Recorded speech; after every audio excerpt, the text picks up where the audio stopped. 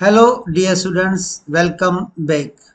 In this video lecture, we will discuss about formation of phosphodiester bond. And this topic is from first year biology, chapter number 1, biological molecules, synth text board. तो dear students phosphodiester bond को discuss करेंगे इस video lecture में।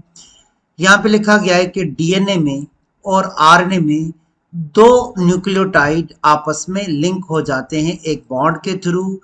उस bond को कहते हैं phosphodiester bond. DNA के दो न्यूक्लियोटाइड या फिर आरएनए के दो न्यूक्लियोटाइड आपस में जुड़ जाते हैं, लिंक हो जाते हैं। कौन से बॉन्ड के थ्रू? फास्फोडाइस्टर बॉन्ड के through. This is the image showing phosphodiester bond. Dear students, यहाँ पे ये जो आपको इमेज नजर आ रहा है ये फास्फोडाइस्टर बॉन्ड है। और इस बॉन्ड के बारे में आप ये लाइन पढ़िएगा, the bond linking two sugars at carbon 3 of one sugar and carbon 5 of another sugar. तो ये बॉन्ड दो शुगर्स को जोड़ेगा एक फॉस्फेट के साथ। एक शुगर का होगा कार्बन नंबर 3 और दूसरे का होगा कार्बन नंबर 5। देखें डियर स्टूडेंट्स, ये पहला शुगर है जिसे मैं मार्क कर रहा हूँ। अब आप इसकी पोजीशन नोट करें, कार्बन नंबर 3, ये नीचे वाला दूसरा शुगर है। अब देखें, आप पोजीशन मार्क करें, ये है कार्बन नंबर 5। तो आप इन दो शुगर्स को एक फॉस्फेट ग्रुप के साथ लिंक कर दोगे। ऊपर आप लिंक करोगे कार्बन नंबर 3 पे, नीचे आप लिंक करोगे कार्बन नंबर 5 पे। इस बॉन्ड को आप कहोगे फास्फोडाइस्टर बॉन्ड। देखें डियर स्टूडेंट, फास्फोडाइस्टर बॉन्ड कैसे बनता है। तो ये जो बीच में आपको नजर आ रहा है फॉस्फेट ग्रुप, ठीक है डियर स्टूडेंट्स, ये हो गया फॉस्फेट ग्रुप। अब इसके ऊपर एक शुगर है देखें, और नीचे दूसरा शुगर है। तो अब आपको क्या करना है, इस फॉस्फेट को ऊपर वाले शुगर के कार्बन नंबर 3 से लिंक कर देना है और नीचे वाले शुगर के कार्बन नंबर 5 से लिंक कर देना है। ये हो जाएगा phosphodiester bond. The phosphodiester bonds are formed as a result of condensation reaction between phosphate groups and hydroxyl groups of two sugars. यहाँ डियर स्टूडेंट्स कार्बन नंबर 3 पे एक फ्री हाइड्रोक्साइल होगा और यहाँ कार्बन नंबर 5 पे एक फ्री हाइड्रोक्साइल होगा, और हम इसको कंडेंसेशन के थ्रू लिंक कर देंगे एक फॉस्फेट के साथ। तो जो बॉन्ड बनेगा वो फास्फोडाइस्टर बॉन्ड होगा। Nucleotides are joined together by bonds called phosphodiester bond. देखें डियर स्टूडेंट्स, फास्फोडाइस्टर बॉन्ड कहाँ बनता है। A phosphodiester bond is formed between two sugar molecule and one phosphate group. देखें डियर स्टूडेंट्स, अब बीच में आपको यहाँ पे ऊपर आपको एक शुगर नजर आएगा, नीचे भी आपको एक शुगर नजर आएगा, बीच में आपको फॉस्फेट का ग्रुप नजर आएगा। अब आपको ऊपर वाले शुगर के साथ लिंक करना है कंडेंसेशन रिएक्शन में, और नीचे वाले शुगर के साथ भी लिंक करना है कंडेंसेशन में।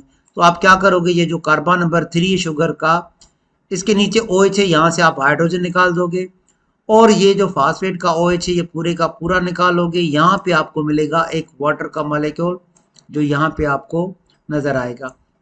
और सिमिलरली यहाँ कार्बन नंबर 5 पे भी, और जब हम लिंक करेंगे फास्फेट को तो दूसरा वाटर यहाँ से निकलेगा। तो यहाँ पे दो वाटर के मॉलिक्यूल्स रिलीज होंगे, क्योंकि हमें दो बॉन्ड बनाने हैं, दो ईस्टर बॉन्ड बनाने हैं, फास्फो ईस्टर बॉन्ड, जब जिसकी वजह से हम कहते हैं फास्फोडाइस्टर बॉन्ड।